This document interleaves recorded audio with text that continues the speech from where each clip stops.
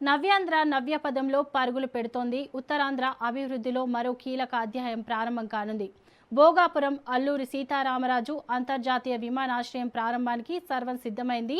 4,500 కోట్ల రూపాయల వ్యయంతో నిర్మించిన గ్రీన్ఫీల్డ్ ఎయిర్పోర్టుతో ఉత్తరాంధ్ర ఆర్థిక, పారిశ్రామిక, పర్యాటక రంగాల్లో జోష్ కనిపిస్తోంది. విజయనగరం జిల్లా భోగాపురంలో 2,200 ఎకరాల విస్తీర్ణంలో త్రిబుల్ విధానంలో జీఎంఆర్ సంస్థ విమానాశ్రయాన్ని అభివృద్ధి చేసింది. తొలి దశలోనే ఏడాదికి 60 లక్షల మంది ప్రయాణికులకు సేవలందించే సామర్థ్యంతో నిర్మించిన భోగాపురం ఎయిర్పోర్ట్ భవిష్యత్తులో దశల వారీగా విస్తరించే అవకాశం ఉంది. 1,80,00,000 మంది ప్రయాణికులకు సేవలు అందించేలా రూపకల్పన చేశారు నిర్వాహకులు. భోగాపురం అంతర్జాతీయ విమానాశ్రయం అత్యాధునిక సదుపాయాలతో రూపొందింది. 3,800 మీటర్ల పొడవైన రన్వే, హైవేపై బోయింగ్ 777, బోయింగ్ 787, ఎయిర్ బస్ 350 వంటి భారీ విమానాలు కూడా ల్యాండ్ అయ్యేలా నిర్మించారు.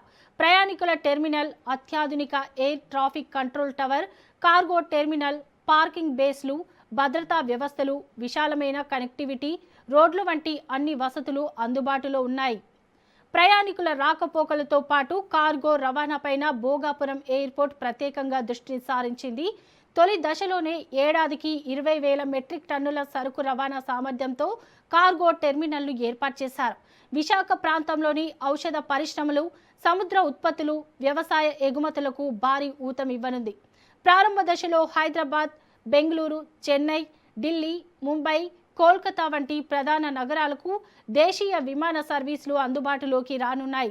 డిమాండ్ను బట్టి సింగపూర్, దుబాయ్, కౌలాలంపూర్ వంటి అంతర్జాతీయ గమ్యస్థానాలకు కూడా విమాన సర్వీసులు ప్రారంభించే అవకాశం ఉంది. ఆగస్టు 1వ తేదీన ప్రధానమంత్రి నరేంద్ర మోడీ ప్రతిష్టాత్మకమైన భోగాపురం విమానాశ్రయాన్ని ప్రారంభిస్తారు. 2 దశాబ్దాలుగా భోగాపురం అంతర్జాతీయ విమానాశ్రయంపై రాజకీయ వివాదాలు, న్యాయ పోరాటాలు జరిగాయి. కానీ 2020 మరియు 2024 మధ్య జరిగిన వేగవంతమైన అభివృద్ధి దశ చివరకు చేరుకోవడంతో ప్రతిష్టంభన తొలగించింది. 2020 మార్చి 30న ప్రాజెక్టు అవార్డు చేయబడింది.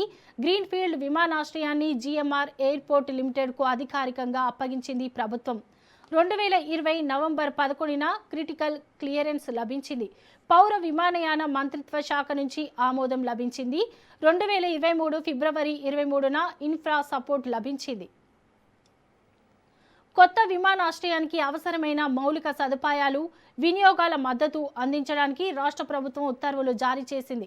2024 ఫిబ్రవరి 16న గెజెట్ నోటిఫికేషన్ రిలీజ్ అయింది. విమానాశ్రయానికి సంబంధించిన పరిపాలన అనుమతి వివరాలను తెలియజేస్తూ ఆంధ్రప్రదేశ్ గెజిట్లో నోటిఫికేషన్ ప్రచురించబడింది. దీంతో ఉత్తరాంధ్రాల స్వప్నం సాకారంతో అటు వైసీపీ, ఇటు టీడీపీ ప్రభుత్వాలు ఉన్నాయన్నది నగ్న సత్యం. అందుకే ఇరు పార్టీల మధ్య క్రెడిట్ ఫైట్ జరుగుతోంది.